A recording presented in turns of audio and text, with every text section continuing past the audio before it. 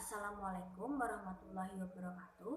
Perkenalkan, saya Niken Setiawati dengan NIM 14014200145, nomor presensi 10, rombel E, dengan mata kuliah Pendidikan Multikultural, dosen pengampu Dr. Dea Selina Dari SPD MSN. Di sini saya akan menjelaskan mengenai studi literatur dengan judul Pendidikan Multikultural sebagai upaya membangun toleransi. Yang pertama, di sini ada abstrak.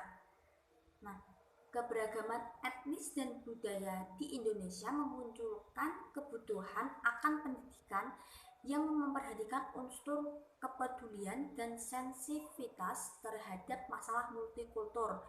Nah, sistem pendidikan ini mampu mengakhiri pandangan perbedaan antara ras, agama, etnis, budaya, bahasa, dan lain sebagainya jika diterapkan dengan baik. Dalam berbagai kasus di Indonesia, sikap intoleransi kerap kali membumbui permasalahan tersebut. Nah, melalui pendidikan multikultural ini diharapkan mampu memberikan makna mendalam mengenai sikap toleransi tersebut. Multikultural sendiri mencakup adanya beraneka ragam budaya dalam suatu wilayah yang muncul dari berbagai kelompok masyarakat, baik yang bersifat tradisional maupun modern, dengan latar belakang ditentukan berdasarkan kelas sosial, ras, etnis, adat istiadat, gender, dan agama.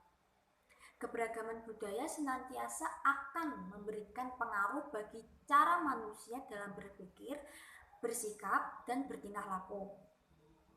Pendidikan multikultural dapat dijadikan sebagai sarana dalam pengembangan wawasan, pengetahuan, dan melakukan pembinaan sikap toleran. Kemudian saya akan membahas mengenai kajian isi jurnal atau proceeding. Di sini terdapat 5 sumber jurnal atau proceeding yang saya kaji. Nah, semuanya ini saling berkaitan dalam konteks pendidikan multikultural sebagai upaya membangun toleransi. Nah, jadi di sini penjelasannya. Pendidikan multikultural perlu dikembangkan agar masyarakat lebih memahami pentingnya memelihara kerukunan antar sesama manusia. Dalam memahami sesuatu harus secara utuh agar apa yang menjadi keagungan ilmu dalam multikultural bisa melebar luar, tidak hanya sempit sebatas sebagai menghargai perbedaan. Lebih dari itu, pemahaman agar pentingnya menjaga keharmonisan. Kemudian, paradigma pendidikan multikultural yang ditawarkan oleh Zamroni adalah sebagai berikut. Yang pertama, pendidikan multikultural adalah jantung untuk menciptakan kesetaraan pendidikan bagi seluruh warga masyarakat. Kemudian yang kedua, pendidikan multikultural bukan sekedar perubahan kurikulum atau perubahan metode pembelajaran.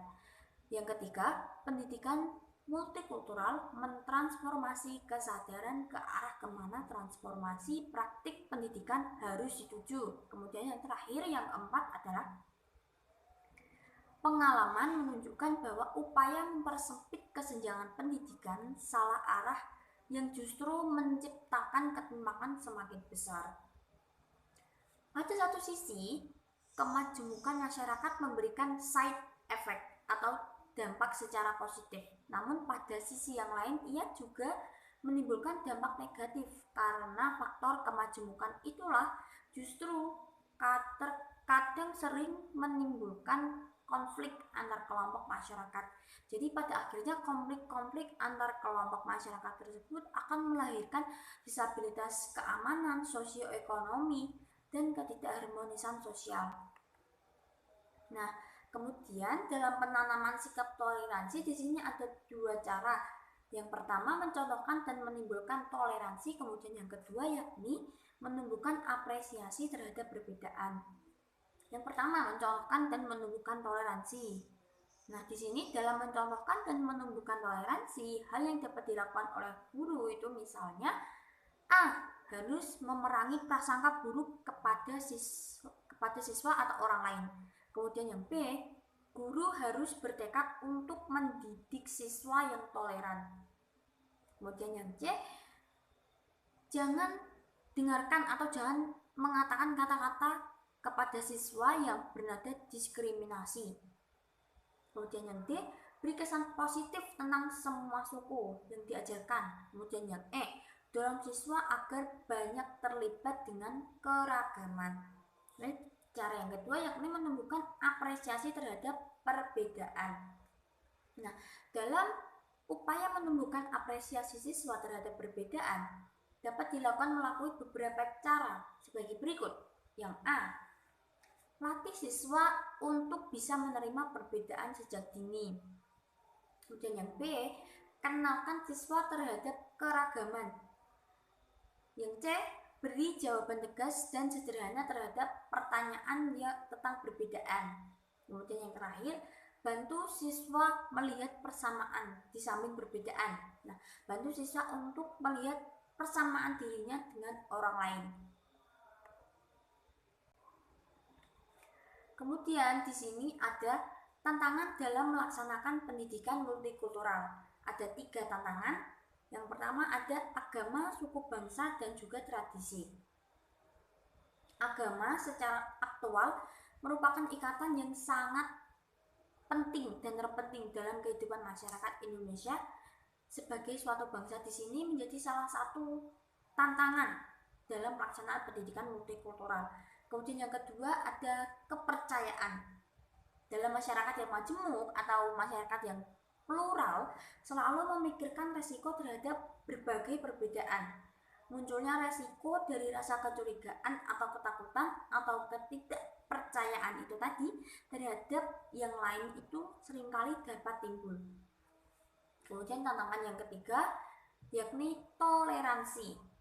Toleransi merupakan bentuk tertinggi yang menyatakan bahwa individu dapat mencapai keyakinan. Toleransi dapat menjadi kenyataan ketika seseorang menerima dan mengasumsikan adanya perbedaan. Kemudian pembahasan selanjutnya adalah pelaksanaan pendidikan multikultural di sekolah.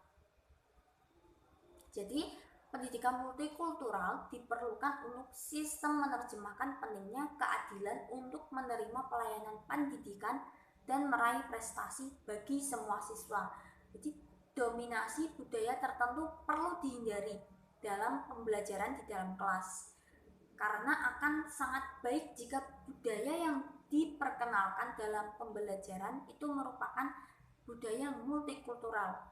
Kemudian, pendidikan multikultural haruslah dikemas sedemikian rupa sehingga pandangan atau perspektif pluralisme sebaiknya memberikan nilai, pandangan hidup, sikap, dan perilaku yang secara teori dapat dengan mudah dipraktekkan oleh siswa dalam kehidupan sehari-hari. Jadi hal ini tentunya memberikan penekanan yang jelas bahwa dalam pelaksanaan kurikulum pendidikan tidak boleh lagi menonjolkan satu budaya tertentu atau satu budaya yang dominan yang mendominasi dalam suatu proses pembelajaran itu tadi. Jadi penanaman nilai multikultural khususnya dalam proses pembelajaran itu dapat dilakukan melalui pengembangan proses pendekatan, strategi, metode, dan juga teknik dan model pembelajaran agar dapat menumbuhkan rasa toleransi terhadap sesama. Jadi rasa toleransi itu akan ada setelah guru mengajarkan mengenai toleransi kepada sesama. Jadi pendidikan diarahkan agar bisa membangun suatu kondisi masyarakat yang berpendidikan dan terdidik baik secara pengetahuan, sikap, dan juga mental. Kondisi heterogen di sekolah juga dapat menjadi macu untuk semakin berkembangnya pendidikan multikultural. Itu tadi bahasan dari saya. Kemudian di sini ada 5 sumber kajian pustaka, 4 dari jurnal nasional dan 1 dari proceeding. Sekian pemaparan studi literatur dari saya. Semoga bermanfaat. Sekian dan terima kasih. Wassalamualaikum warahmatullahi wabarakatuh.